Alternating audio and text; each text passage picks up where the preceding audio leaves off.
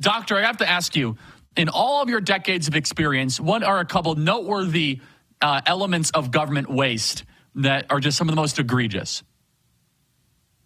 Well, the one that bothers me the most and continues to is the endless spending on unconstitutional, illegal, and evil wars that we have started with our deeply flawed foreign policy of interventionism and not following the Constitution.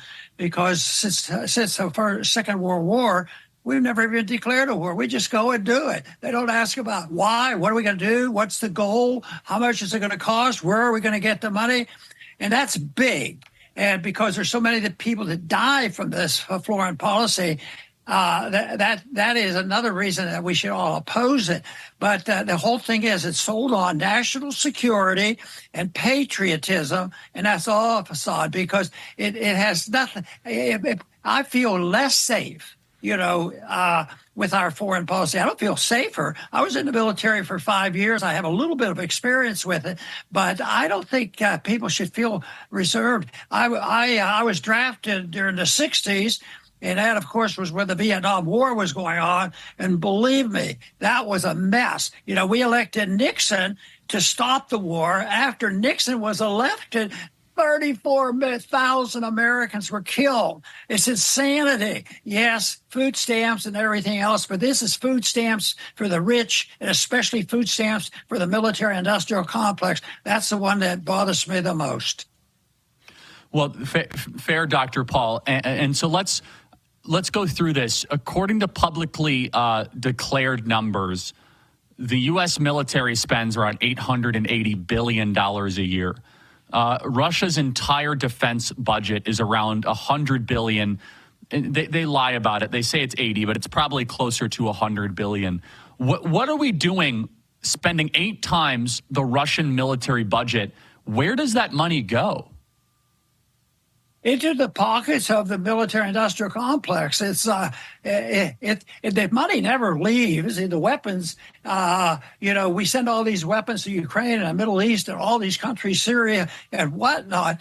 But the money is stolen from the American people one way or another, either by taxes or by stealing the value of money through inflation. And they send that up to the suburbs of Washington, D.C.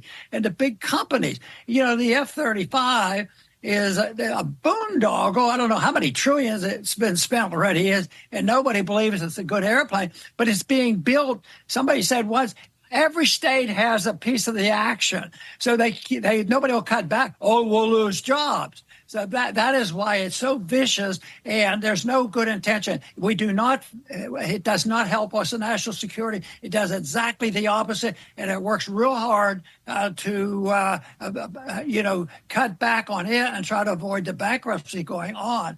But it's the principle, of course.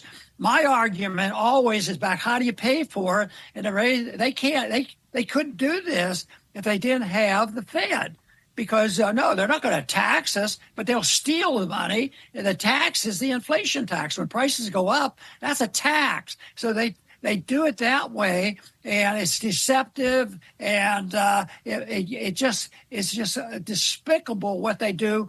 And I've been mocked at the whole idea that, well, you guys want to start another war, I'm going to introduce an amendment to declare the war. I'm not going to vote against it, but I'm going to make you guys vote for it. That was when we were going into the Middle East. And they mocked it. I was told by the chairman of the committee, Ron, you worry too much. That part of the Constitution is we don't follow it anymore. It's not necessary. And they don't follow it anymore. So that's it's a combination of violation of the Constitution, violation of morality, and then servicing the very, very wealthy in the military-industrial complex. So that one gets me pretty annoyed.